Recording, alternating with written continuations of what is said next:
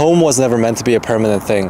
I think we all like to believe that some things will always be there, that home will always feel home, that the people that we love will always be waiting for us. But life doesn't work that way. People move on, people evolve, and you're not the same person who left. And I think that's the hardest part. Not that home has changed, but we expect it not to. That we hold on to a version of it that only exists in our memories because we hope that it'll still fit us when we come back. But unfortunately, life doesn't really freeze for us. It keeps moving, even when we're not there to see it, you know? I spent most of my childhood in Kenya. It was where I grew up, it was where I made friends, it was where I felt like I belonged. And you know, growing up there was just something about the smell of nyama choma in the air, the conversations you hear from other people blending Swahili and English, the Matatus blasting the music out loud in the streets, and you know, the rhythm of life just moving its own way. It was home, or at least that's what I thought. Then I left. I moved back to Korea, a place that was supposed to be home in a different sense. And when I got here, weirdly, I felt like an outsider. The language, the culture, even the way the people carry themselves,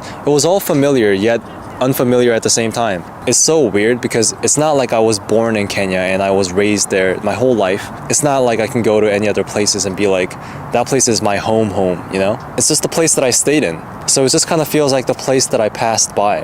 But it's home to me. I'm Korean by blood, but Kenya raised me since before I even hit puberty up until I became an adult. And all of a sudden, I wasn't really sure where I truly belonged. So I told myself that I'd feel back home when I go back to Kenya. That once I stepped onto the streets of Nairobi again, everything would feel the same. But when I finally returned, I realized something heartbreaking. Kenya hadn't changed, but my place in it had.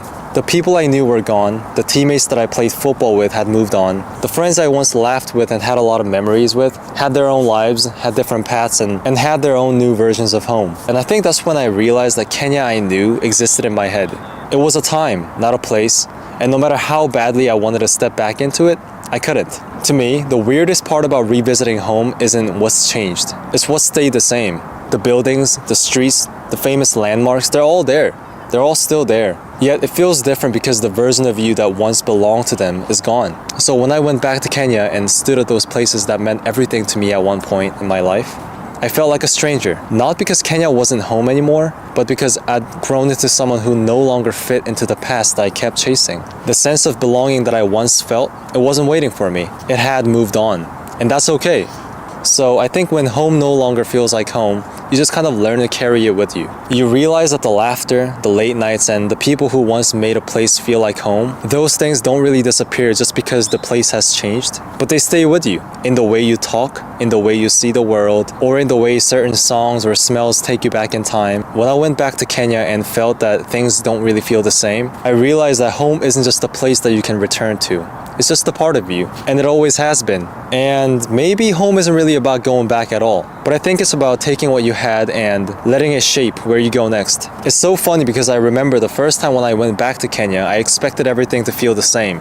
I thought stepping onto the same streets, going to the village market, and just kind of breathing in the same air would take me back to who I used to be. But when I arrived, something definitely felt different. It was still all familiar. I knew all the places, I knew where I was, and just stuff like that. Like, it was all good. I loved it. But the sense of belonging wasn't really waiting for me. Like, it's so strange that the physical world remains unchanged, but you no longer fit into it the way you once did. Maybe home was never meant to be a permanent thing. Maybe it was always meant to be a moment, like a chapter in a much bigger story. And the real reason we feel lost when we go back isn't because home changed.